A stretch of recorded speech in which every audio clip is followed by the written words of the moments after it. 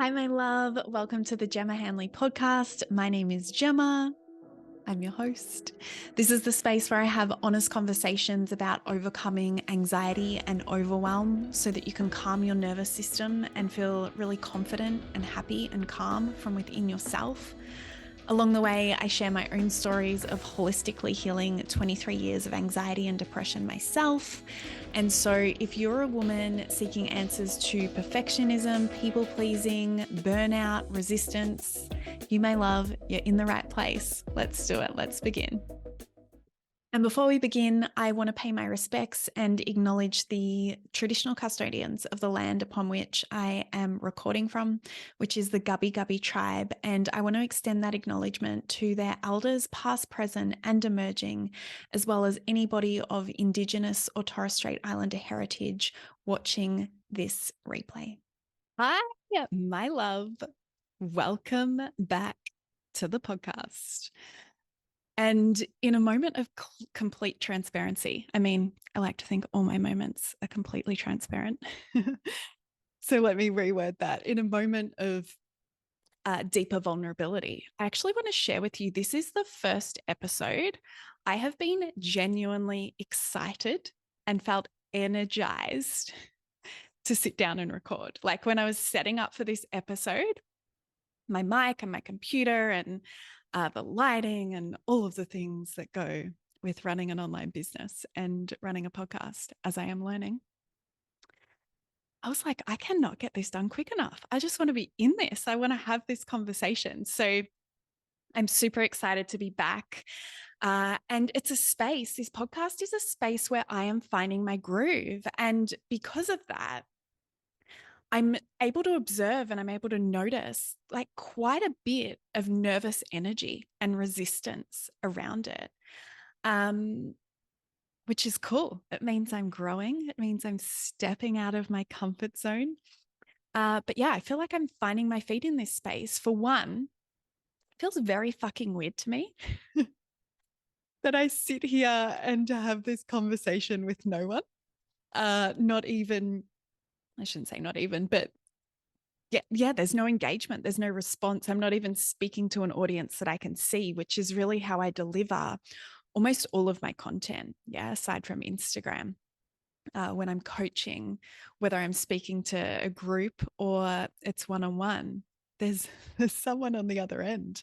And so there's connection and engagement there. And with the potty, with these solo episodes, that's just not here. So it's something to get used to for sure. And I have plans absolutely to bring guests into this space, or more guests. By the time this episode goes live, you probably will have heard the interview that I did with Adriana. But part of, the moving pieces in my world at the moment, and man, do I have a list of invitations of my own personal growth that I'm moving with, and learning from and feeling into at the moment, which I think also plays into why this is really the first episode I've been excited to record as well. There's just been so much going on in my world around business. And so, yeah, I have noticed how much, and business is my biggest playground for growth at this time in my life, but how much energy and time, yeah, is actually required when we do new things. So when we bring in, or when I bring in a new system or a new piece to the business that I don't feel comfortable in yet, I haven't mastered yet, it doesn't have its flow and its systems, and it doesn't just tick along, like something that has been part of the business or something that I've been expressing through or doing for some time, it asks more of me. And I wanted to share that because that is true in every part of life. Yeah. And the reason I'm able to witness this nervousness or this resistance is because I'm willing to be a beginner. Yeah, I'm willing to fuck up and get shit wrong and for it not to be perfect and to keep going anyway. I'm willing to learn. I'm willing to feel uncomfortable. And those qualities are inherent in growth. They're required for growth. And to circle back to where the point I was making with this, in terms of having guests on the podcast, there's allowed to be that balance of progressing things in your world that are important to you. Yeah. So me showing up to this podcast and progressing it and putting it out there before I feel like I'm ready, before I feel like the quality or standard is at a level that feels completely good for me. And we're also allowed to be realistic with how much of that we ask from ourselves. And an example of that for me is with the guest speakers. And the business and the growth I'm experiencing at the moment. If you follow me on Instagram, you'll know that I'm in the process of finding and bringing on an assistant into the business because things have grown beyond what I can hold myself. And so that's one piece that I'm being realistic around. When I invite guests onto the podcast and into this space, I want that to be a really enjoyable, effortless, rewarding, valuable experience for them. And so I'm just holding that until I have the support that I need in the business for that to run smoothly. But that is coming, my love, in 2023. You can be sure. So anywho, that's a little bit about me. I've set up in the lounge room today because this is part of finding my groove. I went to a cafe, I sipped on chai, I thought about what I wanted to speak into this episode, what was going to bring the most value for you. Then I went and sat in the sun for a little bit, and then I came back here, and yeah, I've moved out of the office and into my lounge room. And the more I just lean into what feels like that raw, natural, authentic, real conversational experience that I want to bring here, the better it feels.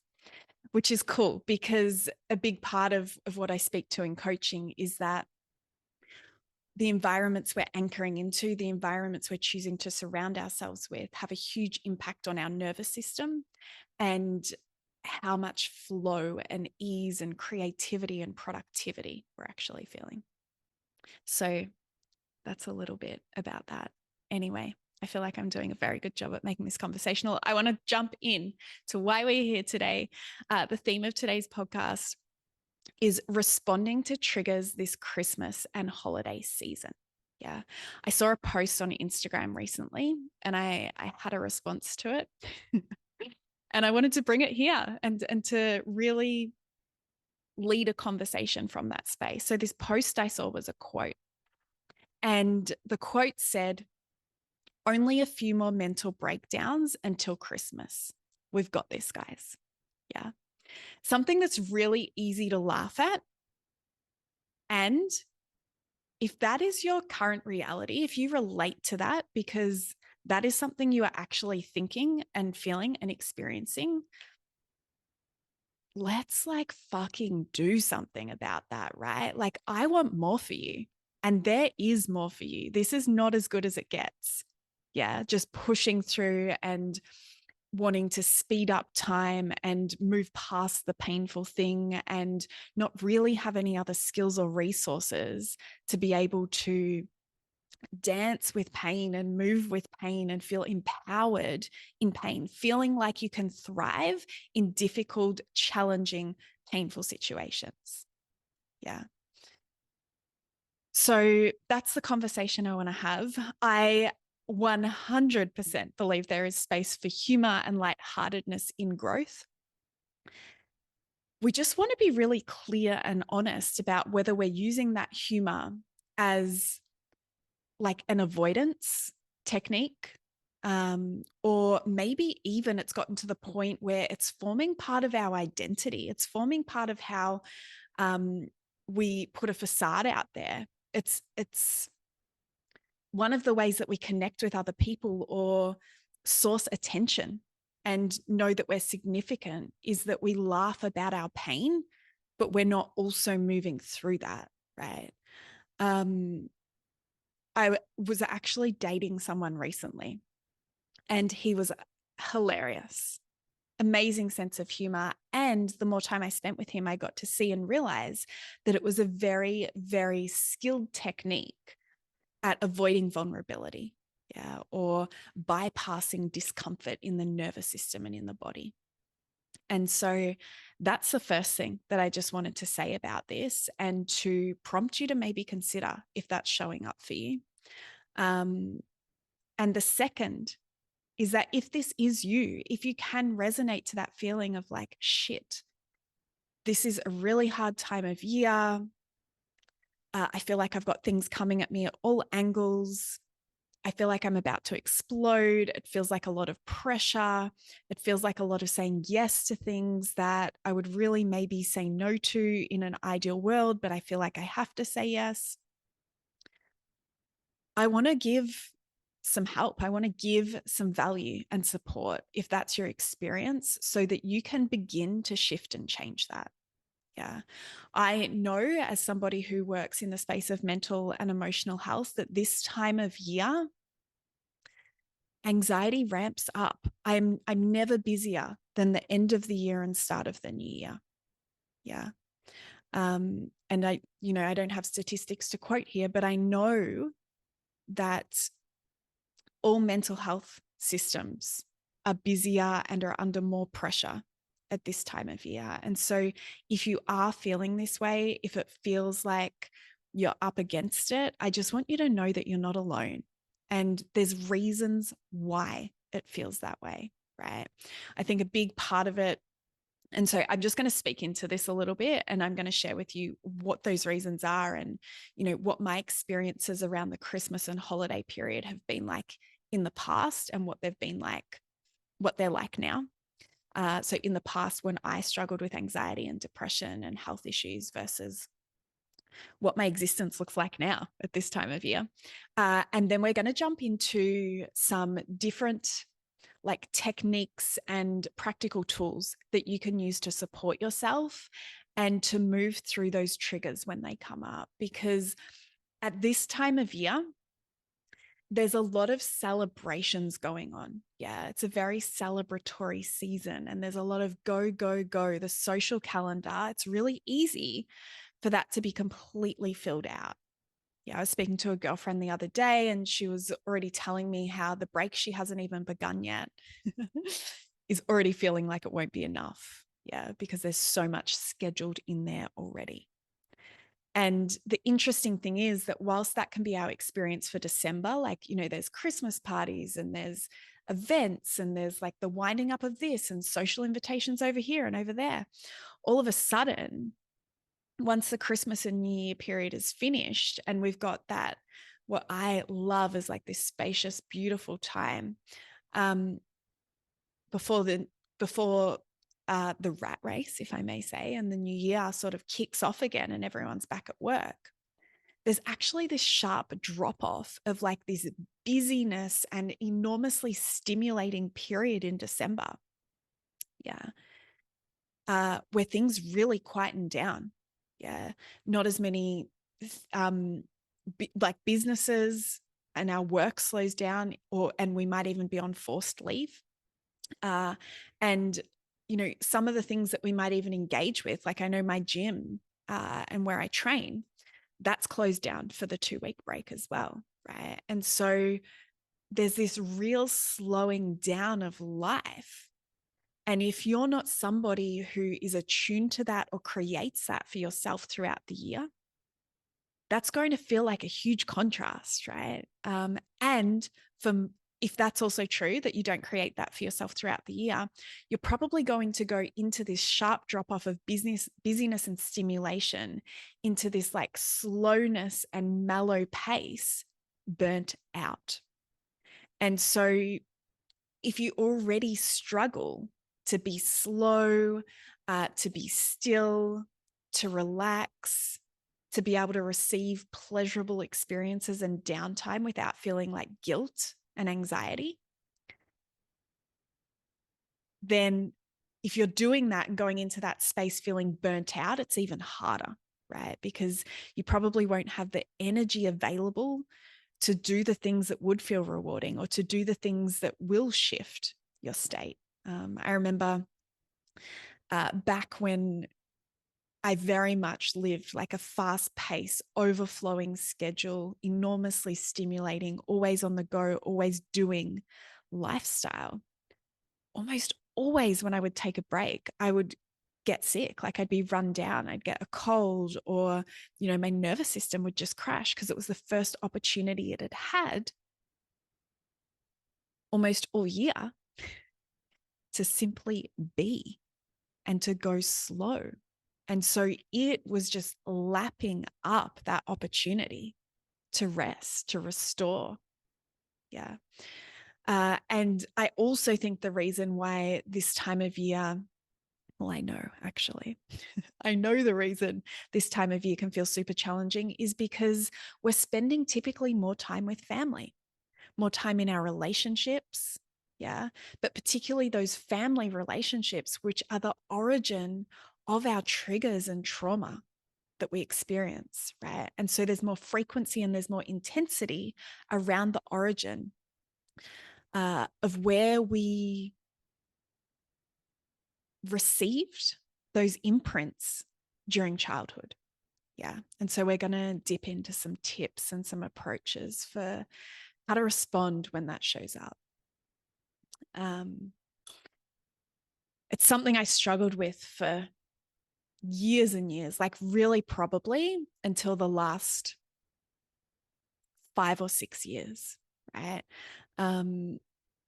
I would find myself just with this ridiculously full schedule in December. All of these social invitations would come in out of the woodworks, right? Like people that weren't interested in catching up in like May or August or, September, right? But because it's Christmas, like we should catch up. We need to catch up. Or we should make this happen before Christmas, before the end of the year, right? And I would buy into that. And there would be very little time left for me to be with myself, to balance the doing with the being, and to regulate my nervous system. As part of that, there would generally be less sleep and probably more alcohol, more nutrient lacking foods going into my system. Spending this time of year, right? Like far out. And that can be wrapped up in identity or the need to overgive, to be perceived or seen in a certain way. The identity, the pressure, wanting to be viewed as being at a certain status, or maybe that's one of the ways that you know that you're significant or that you're lovable. Yeah, is if you're viewed as generous, if you're able to nail the gift that friend or family member wants, and you know that that brings with it the opportunity to feel more connected. Yeah, you get to feel appreciated. You get to feel seen and recognized, even though that spending might not actually be within your budget, right? Or it might not even feel like pure, genuine generosity or from your heart. Yeah, it's coming from scarcity or lack or fear that if you don't, love and connection will be lost, or someone will be ahead of you in receiving love and connection. Yeah. And even despite all this busyness that we can be experiencing, it can actually highlight the feeling of emptiness and loneliness. Yeah. And it's not until we take the time, and I took the time to reflect on, like, what is it that I even want for this season or for this period of the year? Yeah. And with that reflection can come, and with the end of the year can come this awareness that what we set out to achieve, or the goals or the vision that we had for the year, maybe hasn't come to fruition. It hasn't been something that we created, either because we tried really hard, but we couldn't figure out what seemed to be blocking us, or like, why is that so hard? Why does it feel so unobtainable for me? Why is that so out of reach for me? Like, and if you're anything like me, it might not have even been a reflection of just the last 12 months, but maybe years prior of like, fuck, like I thought this year I was going to have that thing and it's still not here. Like, what is that about? Right? And typically when we can't answer that question of what is that about, we make it about ourselves. We make it mean that there's something wrong with ourselves, that we're broken, we're not enough, we can't have what we want. Yeah. And so that used to be my existence at this time of the year, until I asked these bigger questions of like, what does this time of year actually mean to me? And so that's a question I have for you. Like, what does this time of year actually mean to you? Not what does it mean to those around you? Not what does it mean to play into who others around you want you to be or what they would like. What does it actually mean to you if you get really clear and honest on that? Like, is there deep meaning for you in this time of year? And the answer doesn't have to be yes. Yeah. Like for me, every month of the year is exciting and meaningful. And with complete honesty, Christmas and New Year, it doesn't hold that much more excitement or meaning to me than any other month of the year. But one of my beautiful girlfriends, she loves it. Yeah. And she has beautiful, deeply meaningful traditions. Yeah. From herself to others, where she does feel genuinely like she wants to give. Yeah. And rituals and what's the word? Traditions with her family that she feels deeply connected to. Yeah. So it's different for everyone and it's allowed to be whatever it is for you. But how do you want December, Christmas, New Year's? How do you want that to look and feel? What would actually feel deeply meaningful and enjoyable for you?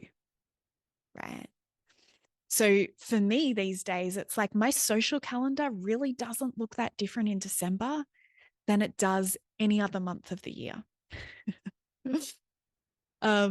It has to be like a really compelling invitation for me to accept it just because it's Christmas, just because it's the end of the year, right?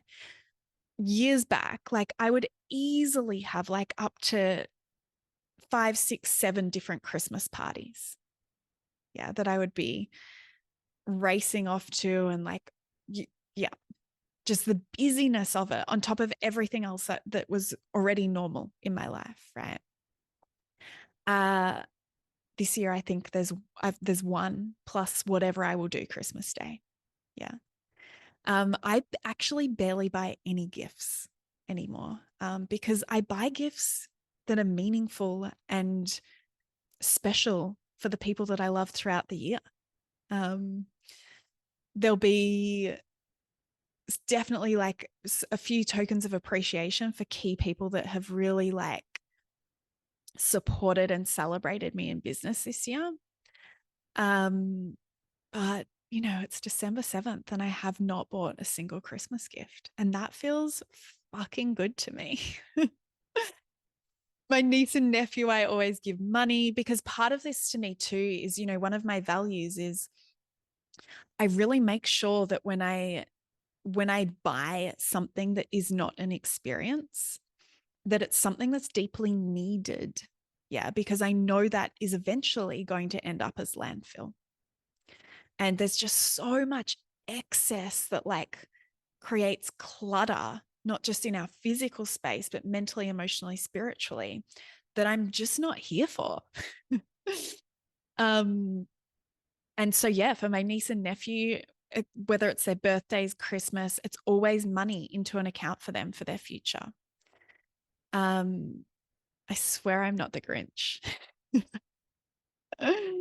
It's just a deep questioning behind my behaviors and why it is that I'm doing what I'm doing and what I'm choosing, because it's so easy to fall into what society or what family or what friends are wanting from you or suggesting you should be or you should do. And I'm going to go back to this. If it all feels good for you, if you feel happy, if you feel genuinely lit up, if it feels like genuine, pure generosity and joy versus obligation or resentment or exhaustion, fucking go for it. My invitation is just to be clear on that for yourself as opposed to for others. And the reason I've taken some time to speak through this is because setting this up and being clear on this is going to provide you with a really solid, clean, clear foundation of like who you want to be and how you want this time of year to look for you before you even try and figure out like, what do I want to say yes to? What do I want to say no to? Where is this trigger coming from? Why am I burnt out? Why am I exhausted? Why am I experiencing social anxiety? Yeah. The next thing I want to talk to you about, my love, is I want to have a conversation about the top 3 ways we experience an internal trigger from an external stimulus this time of year. Always, but particularly so in the holiday season, Christmas and holiday season, where we are spending more time in social scenarios for most of us, and particularly so with family. Yeah. And I want to highlight that it's an internal trigger. Yeah. It's our trigger, nobody else's. It's our work, right?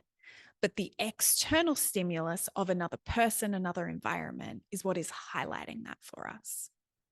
And you may have heard the saying before, a trigger's there to show you where you're not free. A trigger is there to invite you into deeper healing and self-understanding, right? It's not there to fuck with your day.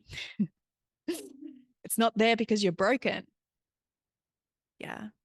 It's there to speak to you. It's there so that if you open to that, you can have way more of what you want in your life. Yeah. This idea that it shouldn't be there, it has to go, it has to get out of the way. We're missing the whole point when we approach it like that. Yeah. So let's have a little conversation about the top 3 ways it can show up, particularly so in this Christmas and holiday season. The first is when we're feeling misunderstood, right? So we might be having a conversation with someone and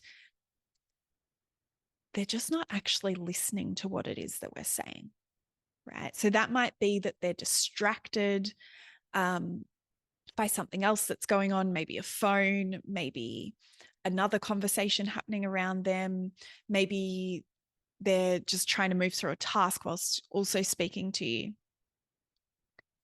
And we're not feeling listened to. Yeah, we're not feeling understood. Maybe they're trying to, this is a key one. Like maybe, whether it's consciously or subconsciously, your body knows you're not being listened to, and you're not being understood because that person's trying to finish your sentences. Or the minute you stop speaking or the minute there's a break, they start speaking, yeah, about themselves or what they think about the situation or telling you how it is. Yeah.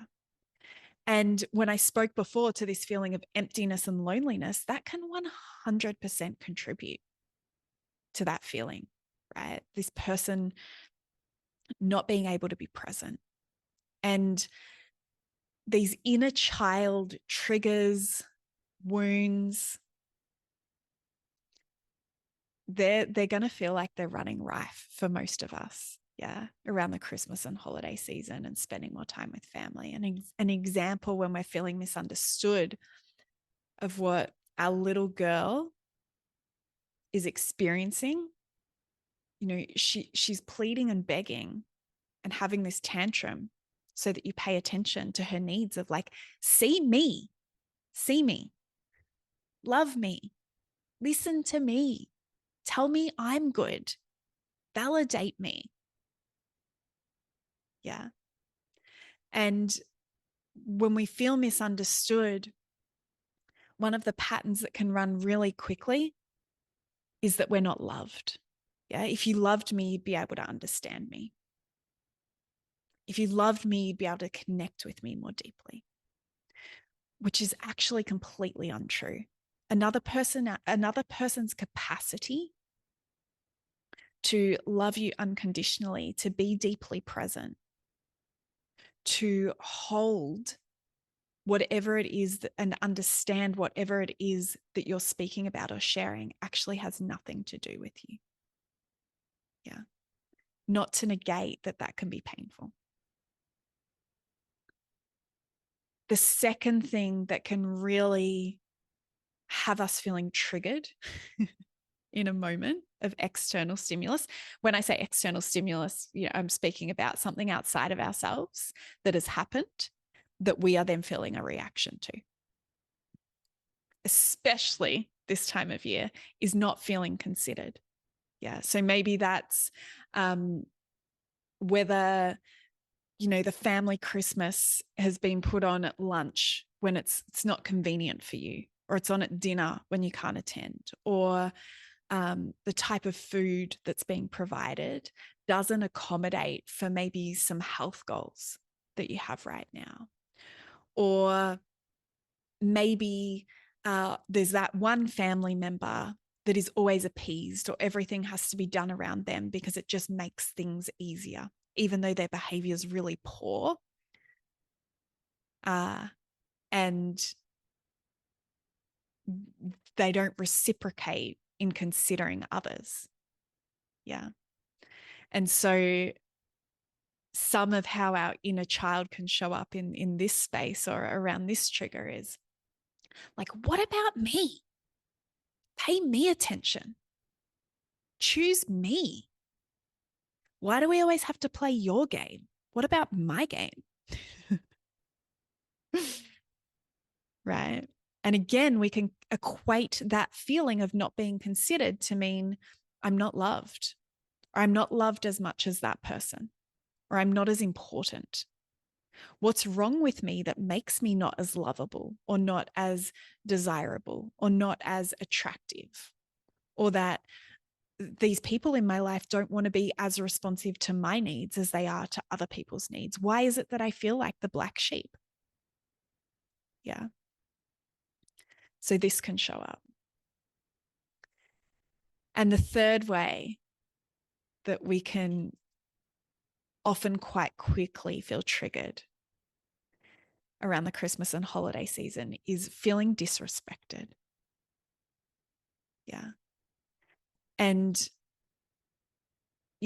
our family dynamics at most other times of the year, we're really like, I'm not going to say we're good, but maybe we're better at either giving ourselves permission to say no, or getting really creative about how we avoid spending an intense and frequent amount of time with family or around relationships that don't facilitate our highest, best expression. Yeah. But during this Christmas and holiday season, it's like there's more of this feeling of obligation. Yeah. Or perhaps it's important to you. You want to be in family and in connection with family at this time of year, but it's something that deeply challenges you. Yeah. Maybe it even plays out in your mind and like you're future pacing it, and it's happening in your head and in your body, in your neurology and in your nervous system before it's even happening in real life. Yeah. We're telling the stories. We're getting ramped up. We're talking about how it's going to go because that's how it goes every other year. Yeah. And something else that can happen around Christmas is that there might be questions directed to us that at any other time in the year, these people wouldn't be asking. So there's like these probing lifestyle questions, or these quite personal questions that for some reason people or family members feel it's appropriate to ask when they actually haven't checked in on like what's happening in your world and how are you feeling and what support might you need at any other point throughout the year yet earlier. Right. And so the the personal nature of questions that are coming in your direction might feel disproportionate to the reality of where the connection is at, right? And my love, all of this I am saying, I want you to know that I'm saying this through the filter of loving intention. Yeah. Very few, if any, of these people in your world and in your family are setting out to upset you, to cause hurt, to cause a feeling of disconnection, right? They're most likely, showing up to the best of their capacity, the best of their awareness. Yeah. But your needs or your desires of how you like to connect or how you like to receive love are simply different. Yeah. And so it might be this trigger of feeling disrespected shows up because plain as day, like so clearly, someone's been blatantly rude, or said a disrespectful or hurtful comment. Or it might just be that at a deeper level, it's not how you desire to receive love and connection. And that will trigger within your inner child this response, this plead or this beg of, I'm not safe. Or, oh, I don't want to be wrong. I don't want to upset people. What have I done wrong? When I'm wrong, or when I don't conform, or when I'm not the same as others, I'm separate to others. And that triggers this fear that is like biological, that goes back to when we lived in tribes where, if you were on the outer of the tribe, it was a matter of life and death and survival, right? But even as a little girl, if mum and dad aren't happy with me, if I'm not pleasing them, they won't love me, right? And then it can trigger more of this egoic side too of, do it my way, be like me. I know best. Why can't you be more? Why can't you be different? Why can't you be better? Yeah. So they're three of the key things to look for and to get curious about, because when we can understand what is happening in our nervous system and emotionally for us, what is it? Like, how can I name and put language to that triggered experience that I'm feeling? The more we understand ourselves in those triggered states, the more relief we can feel, the more sense things can make, the more knowledge we have of how to meet our needs ourselves and come back into a regulated, calm, happy, loving, accepting state of being where we feel confident and self-assured in who we are. So let's jump into some tools. I want to walk you through how to respond to these triggers when they show up. Yeah. It's powerful work, right? When we take the time to self-connect, to self-understand, to self-express, to let ourselves be honest about what is feeling problematic, what is feeling challenging, what is feeling hurtful, where are we feeling stuck? Yeah. And to really own that within ourselves.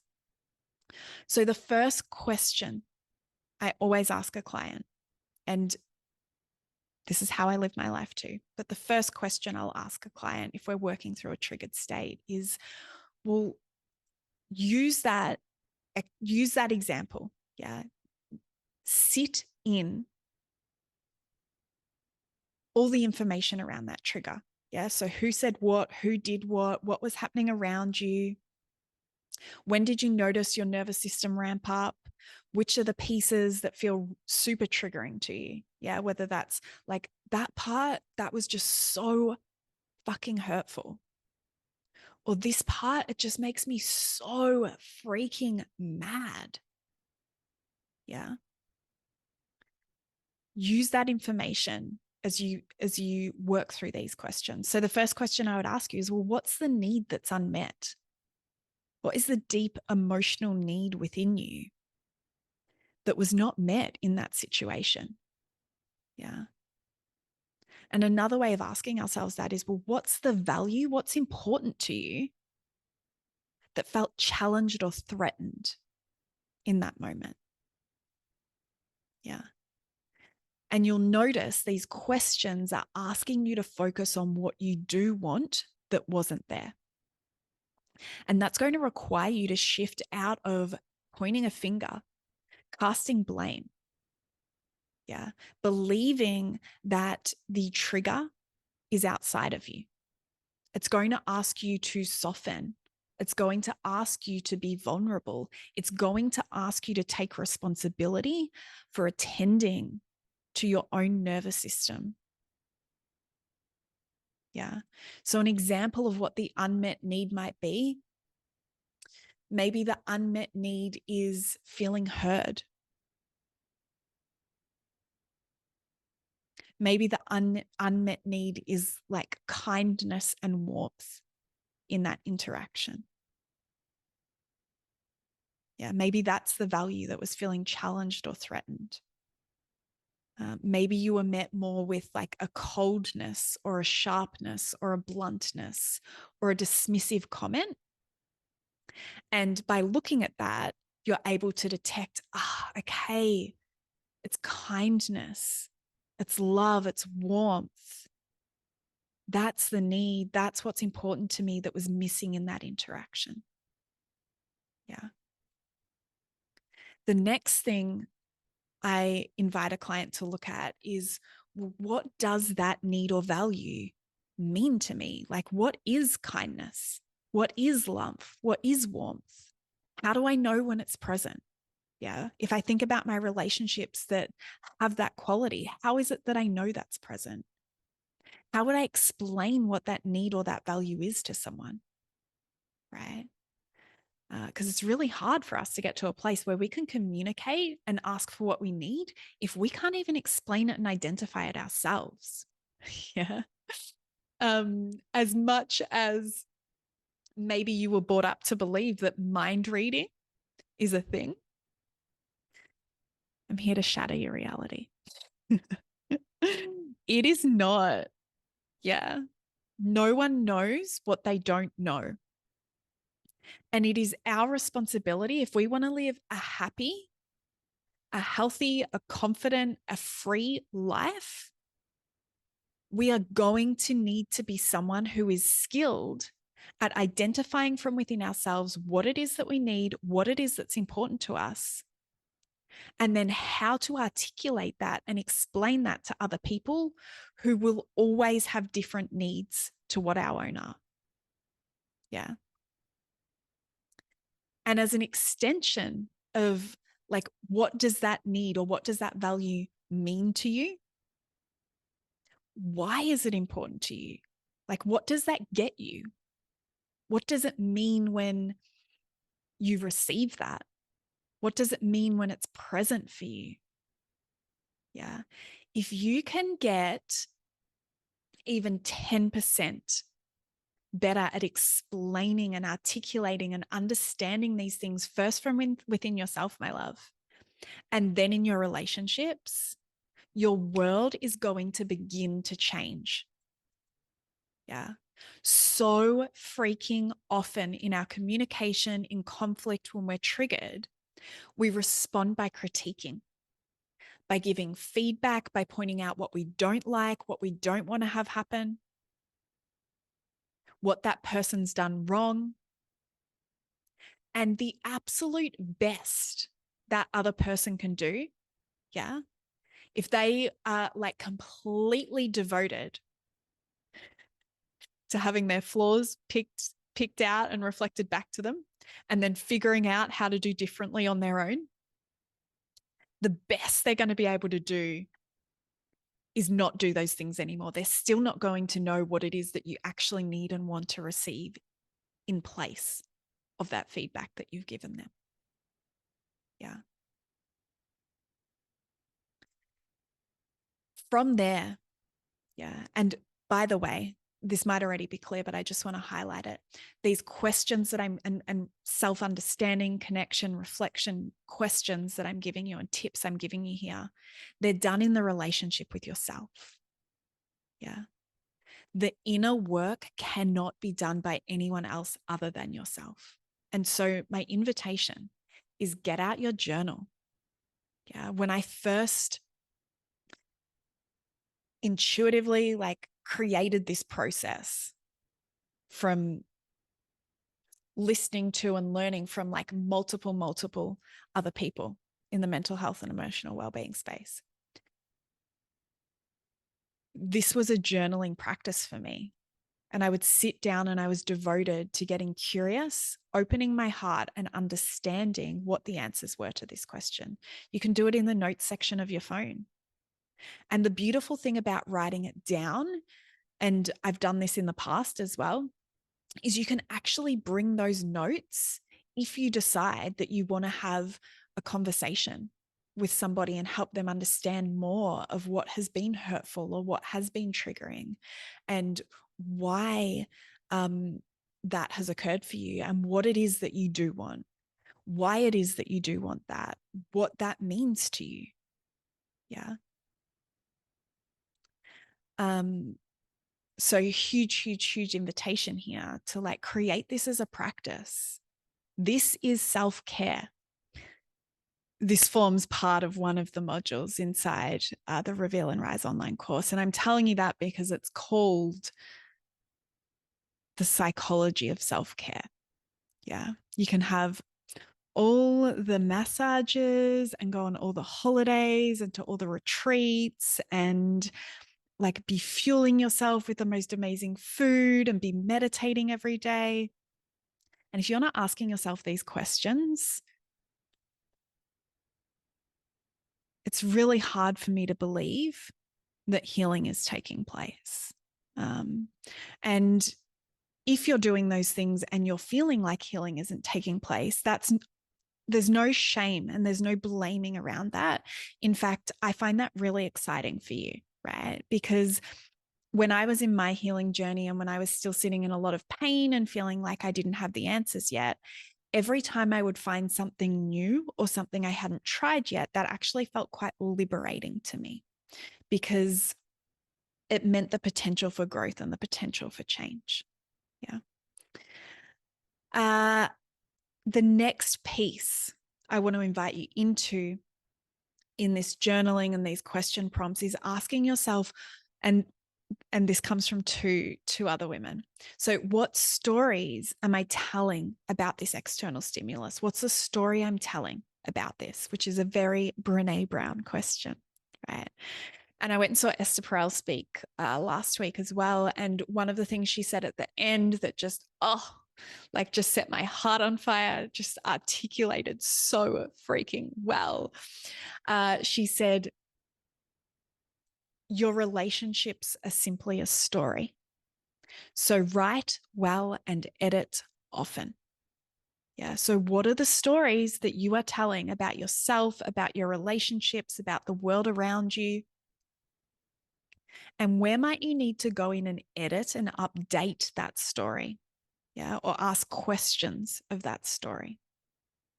I also want you to ask yourself, what are my fears? Where am I being protective here? Where am I closing down, being rigid, refusing to see or be open to all of what could be happening here? Yeah. Where am I refusing to be vulnerable? Where am I avoiding? Yeah. All different iterations of that question. What are my fears?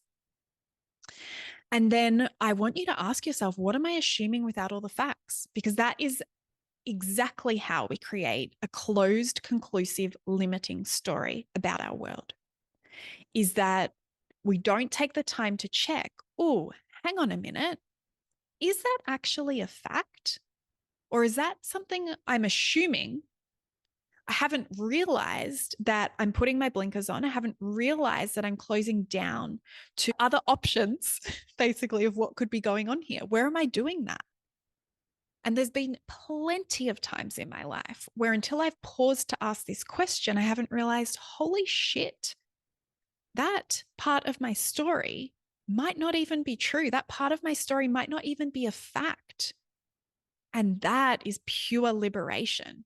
Yeah, getting to see those blind spots, getting to see where you've been making assumptions and believing that it's been a fact. Yeah. Did that person actually mean that thing that I've assumed they meant when they said that thing in that tone? Have I checked? Have I shared with them how I've interpreted that? Have I asked the question? Yeah. So where am I assuming without all the facts? And then the final stage of this, my love, is going into what you want instead. And yet again, you'll see this as a common theme from me. I'm asking you to open your heart and focus on what you do want, which requires you to loosen the grip and disengage from the story that allows you to remain as the victim, from the story that allows you to remain as this person that is suffering because of everything that is happening external to you, that you believe is separate to you. Yeah. So these questions can look like, okay, well, how do I want this situation to look instead? Doesn't necessarily mean that there's the capacity there for that to happen, but in my heart, in my ideal world, how do I want this to look instead? And how would I need to show up? Who would I need to be? What would I need to do? What would be my role in creating that? Yeah. And it probably goes without saying that moving through this process of understanding yourself, understanding your internal trigger, getting clear on what you need, what's important to you, what that means, what it looks like, that is a huge part of your role in creating a world, a reality, relationships, a life that you want, that feels loving, that feels happy, that feels joyful, that feels free, where you feel confident in your skin, where you feel safe to be in the truth of who you are. Yeah. And as you're exploring all of these questions, if you allow yourself to be really honest and to be vulnerable and to open your heart and to get curious, emotions are going to begin to flow as well. And that is a huge part of this. That is evidence that you're showing up, that you're digging deep, that you're looking at the things that matter to you. And so all of that emotion is welcome. All of that emotion is allowed. All of that emotion has its place in healing, in self-connection, in understanding, in processing, and in returning to a regulated, calm, happy nervous system.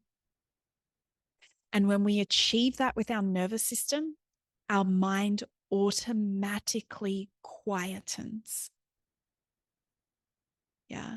The monkey mind, the busyness, the obsessive thoughts, the non-stop storytelling about things that have happened, things that haven't happened, what they've meant, who someone else should be, how we should have been different, all the things we should feel guilty about, shameful about. It all softens. It quietens. Because when we feel into the body, when we take the time to respect and honor and listen to what our needs are, without believing that they're too much, yeah, that they're too sensitive, too inconvenient, too over the top, too demanding, too time consuming, then we actually get to heal and release those triggers that we are feeling internally. Yeah. And then the behaviors of like emotional eating, emotional spending, emotional drinking, emotional screen scrolling, which are all escape behaviors, they're avoidance, they're distractions.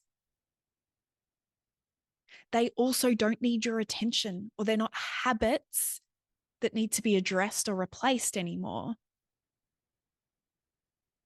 because the flow on effect of understanding and regulating our nervous system and meeting our needs is that we don't need the busy mind. We don't need the avoidant behaviors. Yeah. This work doesn't begin with how do I stop my mind? How do I stop that habit? How do I replace that habit? You're not looking deep enough. Yeah, that is not where sustainable, meaningful, lasting change is sourced from.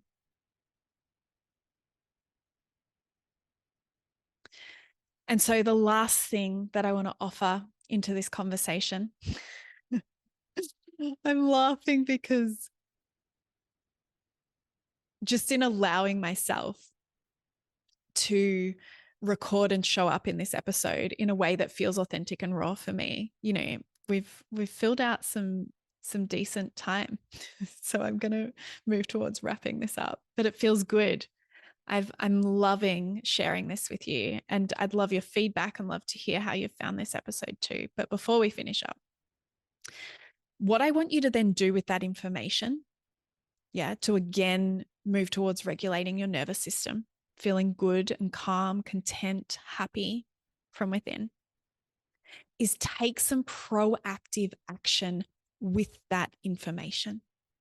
Right?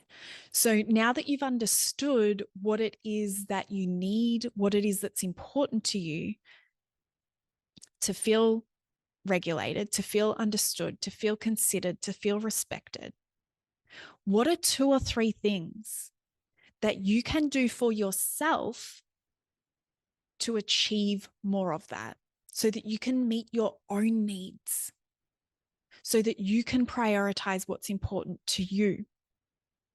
Yeah. And then fucking do them. Follow through. Yeah. There's so many benefits to not following through on what it is that we need. Yeah. For one, we get to keep punishing other people for how we feel. We get to keep blaming them and pointing the finger outwards. Yeah. We get to keep telling the story internally of like, see how bad I feel when you don't understand me, when you don't consider me, when you disrespect me. See how shit my life is. See how unhappy I am. See all the things that I could do with my potential if you loved me better, if you were better, if you were just different. And I can't do any of them because you're not being different. See how I can't be happy? Yeah. We don't have to take responsibility for our own happiness. The problem with that is that we are sitting in pain. We are creating a life from resentment, from bitterness, from anger. And you bet, my love, that is going to create dis-ease, dysfunction, and disharmony in your body and in your relationships and in your life. And so if you are done with that, my invitation is to implement what you've heard in this podcast episode. Yeah. To go back and take down the questions, hit pause, write down your notes. It's all here for you. And allow yourself simply to begin, not to get it perfect, not to understand it all perfectly, but to simply begin. All right, my love, that is where I'm going to leave it today. I hope this has been helpful and valuable. And please come and connect with me. Let me know if it has. I'm over on Instagram at Gemma E. Hanley. And let's have a conversation about what you discover from moving through these new ways to respond to the triggers you're experiencing as the year winds up and begins. Speak to you soon, my love. Thank you for being here for this conversation, my love. If you would like more free resources, if you'd like to learn about my programs or coaching opportunities, you can find all of that information at my website, gemmahanley.com. I'll link it below in the show notes. And if you would like to connect daily, head over and find me on Instagram. My handle there is Gemma E. Hanley, and I reply to all of my DMs there personally. If you enjoyed this episode and found it valuable, please share it with someone. You never know who needs to hear one little thing to take their day from feeling stuck and heavy to light and free. See you on the next one.